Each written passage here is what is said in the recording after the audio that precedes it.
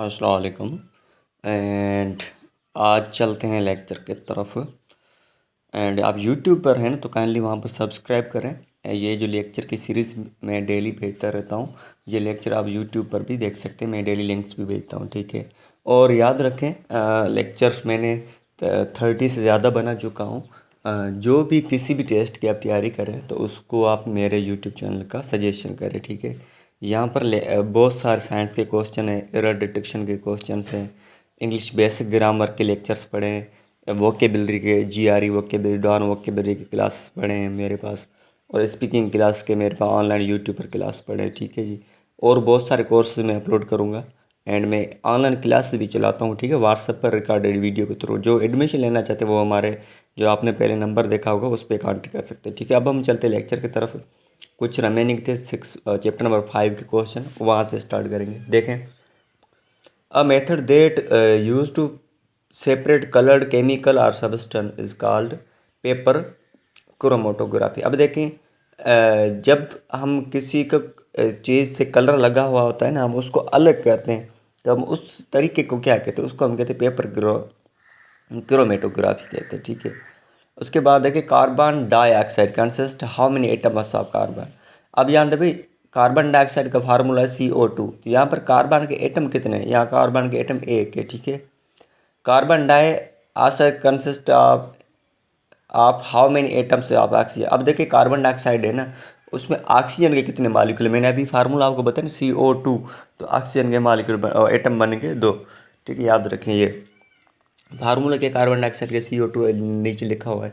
अब चैप्टर 6 की तरफ चलते, एयर के बारे में क्वेश्चन पढ़ेंगे। यहाँ पर देखें, ऑक्सीजन गैस किसने दरियाफ्त की थी, डिस्कवर की थी? जोसेफ प्रेस्टली ने। यह क्वेश्चन 3 बार आ चुका है, ठीक है, ज़्यादातर आ चुका है, मैंने 3 बार देखा है। 74 में, ठीक है, दरियाफ्त किया था। उसके बाद excessive heat from the sun is prevented by. अब ये देखें, हमारे पास जो रेज आते हैं ना सूरज की दिन के टाइम, तो वो बहुत खतरनाक होता है, लेकिन हमें वो प्रिवेंटेड मतलब उससे बचाता कर, वो ओजोन गैस बचाती है, ठीक है। ओजोन गैस का फार्मूला है O3, याद रखें, ठीक है। उसके बाद नेक्स्ट हमारा क्वेश्चन है, हाँ, एयर में ऑक्सीजन कितना परसेंटेज होती है? 21%, याद रखें। एयर में सबसे ज़्यादा कौन सी गैस है? नाइट्रोजन की, जिसकी सिंबल है N। उसके बाद है which gas found amount of universe. Universe में सबसे ज़्यादा गैस कौन सी है? हाइड्रोजन है, याद रखें।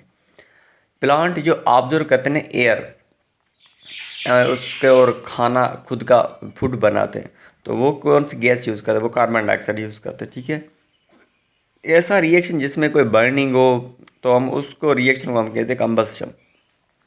विच गैस इज रिक्वायर्ड, हाँ, for combustion? Oxygen. Combustion reaction के लिए कौन सी गैस चाहिए? ऑक्सीजन। उसके बाद देखिए, कार्बन डाइऑक्साइड किसका काज बन सकता है? ग्लोबल वार्मिंग का। उसके बाद नाइट्रोजन का ओल्ड पुराना नाम क्या था? एजोट, जिसको हम कह सके विदाउट लाइफ। उसके बाद है मूविंग एयर, जो ऐसी एयर जो मूव करती है, किसी चीज़ को हिला देती है, तो हम उसको विंड कहते हैं, ठीक है। What happen when oil is burned. जब ऑयल को ही ना वो सड़ जाए, ख़त्म हो जाए, जल जाए, तो हम उसको क्या कहते हैं? सड़ तो सिंधी में कहते हैं, लेकिन जल जाए, याद रखें, ठीक है, क्योंकि यहाँ पर दोनों स्टूडेंट मेरे पास हैं। तो वो वहाँ पर गैस जो होती है ना, वो होती है carbon dioxide and energy will be decrease. दोनों कार्बन डाइऑक्साइड एंड एनर्जी दोनों रिलीज हो सकती हैं, ठीक है। उसके बाद चैप्टर 7, यहाँ पर देखिए सॉल्यूशन एंड सस्पेंशन के बारे में। Process in which 2 component are mixed froms and form. यहाँ पर देखिए 2 कंपोनेंट बनते हैं तो एक मिक्सचर बनता है, उस फार्म को हम कहते हैं सॉल्यूशन, याद रखिए। सॉल्यूशन के 2 टाइप्स होते हैं, एक तो सॉल्यूट, दूसरा सॉल्वेंट। यहाँ पर देखिए, solution A component of solution, एक कंपोनेंट का ऐसा सॉल्यूशन का ऐसा कंपोनेंट विच गेट्स डिजोल्व, जो उसमें डिजोल्व हो जाता है, तो उसको हम कहते हैं सॉल्यूट। अब ये देखें, जो डिजोल्व करता है सॉल्यूट को, उस कंपोनेंट को हम कहते हैं सॉल्वेंट, ठीक है। और वाटर को दुनिया पूरी में, और प्योर वाटर को हम यूनिवर्सल सॉल्वेंट भी कहते हैं, क्योंकि वो चीज़ उनको डिजोल्व कर देता है, ठीक है। सपोज करें आपने चीनी डाली पानी में, तो पानी क्या करता है? चीनी को डिजोल्व कर देता है, ठीक है। उसके बाद वाटर है ना, वो ट्रांसपेरेंट है। If the ratio of solute to solvent, the अब ये देखें, सॉल्यूट का रेशियो सॉल्वेंट से ज़्यादा हो तो सॉल्यूशन कौन सी बनेगी? Concentrated solution.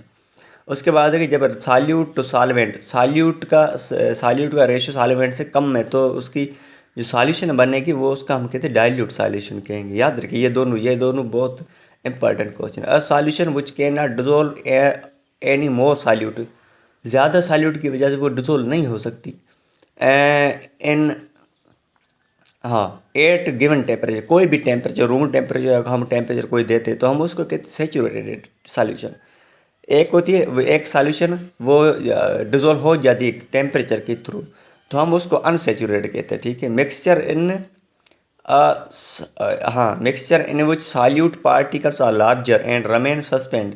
अब जैसे कभी कभी ना पानी या कोई चीज़ होती है सॉल्वेंट हम कहते हैं, वहाँ पर जो सॉल्यूट हो जाती है वो जो चीज़ सॉल्यूट डिजोल्व होती नहीं है वो ना वैसी की वैसी पड़ रहती है, जैसे हम पेपर कह सकते हैं, तो हम उसको कहते हैं सस्पेंशन। ठीक है। उसके टुकड़े पड़े होते हैं। उसके बाद है मटी वाटर। ये मटी वाटर किसके फॉर्म में, ये सस्पेंशन है क्योंकि वहाँ पर पानी के ऊपर मडी पड़ी होती है। उसके बाद सॉल्यूशन क्या है, ये होमोजेनियस मिक्सचर है। सॉल्यूशन हेट्रोजेनियस मिक्सचर भी हो सकता है। ठीक है। ये दोनों याद रखें। आज के लिए इतना काफ़ी है। यूट्यूब पर है तो चैनल सब्सक्राइब करें। Thank you.